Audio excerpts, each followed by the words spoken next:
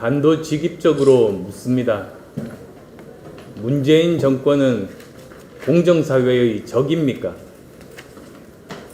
공공의대를 졸업하면 서울대병원을 비롯한 국공립의료기관에 우선 선발할 수 있게 하는 법안을 발의했다니 제정신입니까? 공공의대 입학을 시민단체가 참여하는 추천위원회에서 추천하려고 했다니 도대체 왜 그런 겁니까?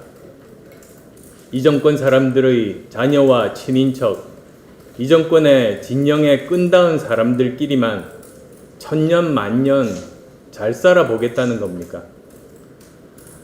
불공정과 반칙의 문제를 넘어 의료에 대한 이 정권 사람들의 무지와 무식에 개탄을 금할 수 없습니다. 의료인은 인간의 소중한 생명을 직접 다루는 사람들입니다. 우수한 의료 인력의 양성과 보유는 한 국가의 흥망성쇠와도 연결될 만큼 중요한 사안입니다. 따라서 선발 과정에서부터 교육 그리고 졸업 후 훈련 과정에 이르기까지 좋은 의료인이 되기 위해서는 소양과 능력을 철저하게 검증받아야 합니다. 엉터리 가짜 증명서, 추천서로 의대에 입학시킨다면 우리나라 병원과 의료계는 돌팔이 천지가 될 겁니다. 돌팔이들이 판치는 국공립병원에 국민들이 무서워서 갈 수 있겠습니까?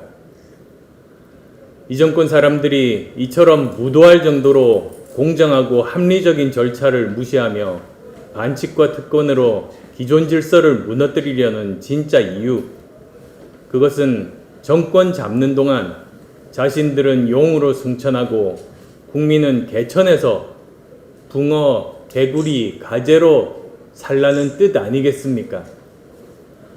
차라리 대놓고 공정과의 전쟁을 선포하십시오.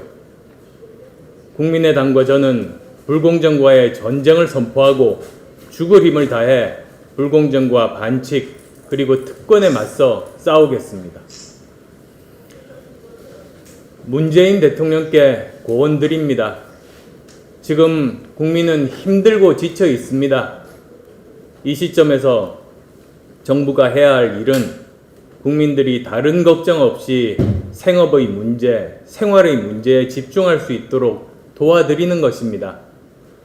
그러나 지금 정부의 행태는 국민의 기대와 거꾸로 가고 있습니다. 코로나19와 싸우는 것도 버거운데 왜 특권과 반칙, 부정과 불공정 문제까지 만들어 국민을 더 힘들게 합니까? 대통령은 의료계 파업을 두고 전투 중에 전장을 이탈했다고 비난했습니다. 한마디로 탈영병이라는 뜻입니다. 입은 삐뚤어졌어도 말은 바로 하라고 했습니다. 지휘관이 아무 잘못도 없는데 지금까지 멀쩡히 잘 싸우던 장수들이 왜 종군을 거부하겠습니까? 지휘관이 장수들 등 뒤에서 짱돌을 던지니까 이런 일이 벌어지는 것 아니겠습니까? 군사들의 종군 거부가 문제가 아니라 지휘관의 지휘 자격과 지휘 능력이 더 문제인 것입니다. 의료계 파업은 단순히 이익단체의 밥그릇 챙기기 문제가 아닙니다. 자신들이 평생을 바쳐 일하는 의료 분야의 중대한 변화에 대해 제대로 된 상의나 공론 과정도 없이 잘못된 정책을 일방적으로 밀어붙였기 때문입니다. 의료계도 속고 국민도 속은 그들만의 잔치, 공공의대 추천제에 대한 반발은 반칙과 특권을 제도화하려는 이 정권에 대한 불가피한 저항의 표현입니다. 의료 분야뿐만 아닙니다. 말 많은 한전공대도 수능도 내신도 없이 학생을 뽑겠다고 합니다.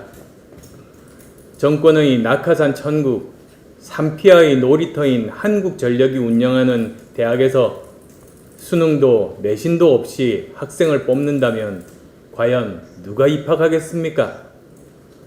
누구누구 수석의 아들, 누구누구 산업부 간부의 딸, 그 동네 유지의 조카가 아니면 보통 학생들은 모두 들러리가 될 것입니다. 대통령께서 엊그제 촛불 정신을 거론하셨는데 이러라고 수백만 국민이 촛불을 들고 176석 거대 여당을 만들어준 줄 아십니까? 문재인 대통령께 경고합니다. 공공의대 추천 입학제, 황당한 한전공대 학생 선발 같은 반칙과 특권, 불의와 불공정을 제도화하는 모든 망측한 시도를 당장 중단하기 바랍니다. 진정 공정사회의 적이 되려고 하십니까?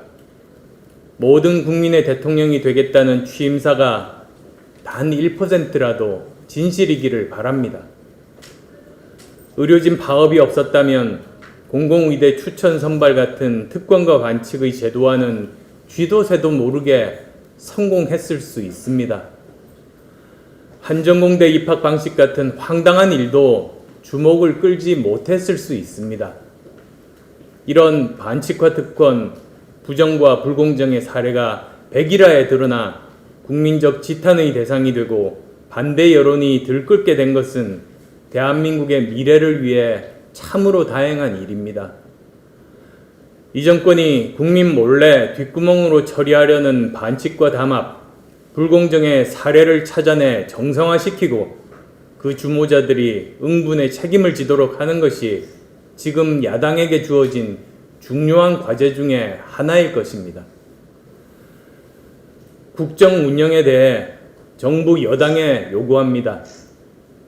위기일수록 국민 통합의 정치가 절실합니다. 이것은 삼척동자도 아는 상식에 속하는 문제입니다. 부적절한 여론전과 공권력 남용을 이용한 편가르기를 즉각 중단해 주십시오. 코로나19 전쟁에서 한마음이 되어 싸우고 있는 국민과 의료진을 편가르게 하는 것은 적전분열이며 이적행위입니다. 코로나와 싸워야지 왜 코로나와 싸우는 의사들과 싸웁니까?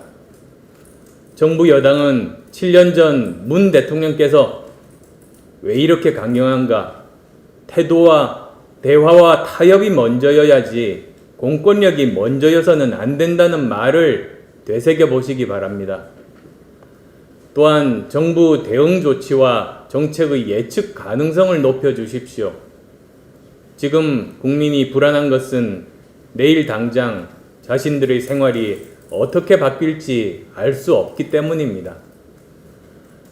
누구누구 때문에 상황이 나빠질 수 있으니 알아서 조심하라는 식의 무책임한 행정으로는 국민의 불안감을 절대 잠재울 수 없습니다. 코로나19 확산 단계별 대응 조치의 예측 가능성을 높여야 국민들께서 상황별 변화에 따라 마음의 준비를 하며 능동적으로 대처하실 수 있습니다. 상황에 따라 할 듯 말 듯 추이를 보며 결정하겠다는 것은 무능한 정부의 전형적인 모습입니다. 지금 당장이라도 코로나19 대응 단계의 상향 기준을 명확히 제시해야 합니다. 이를 통해 국민들이 스스로 예측하고 대응할 수 있도록 해야 합니다. 내 생업의 현장, 삶의 현장이 어떻게 변할지 가늠할 수 있어야 합니다. 주말이 다 돼서야 다음 주에 아이들을 학교에 보낼 수 없다는 걸 알게 되는 지금의 시스템은 국민적 혼란과 괴로움을 가중시킬 뿐입니다. 입시 문제 역시 마찬가지입니다. 코로나19 확산 시나리오별로 상황에 맞는 대응 방안을 이미 제시했어야 합니다.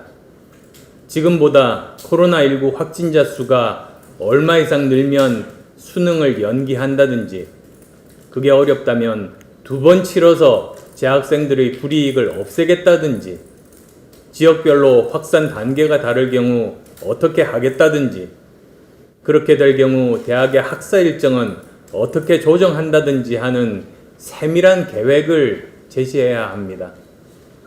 그 계획에 맞게 수험생들이 준비하고 대응할 수 있도록 해야 합니다.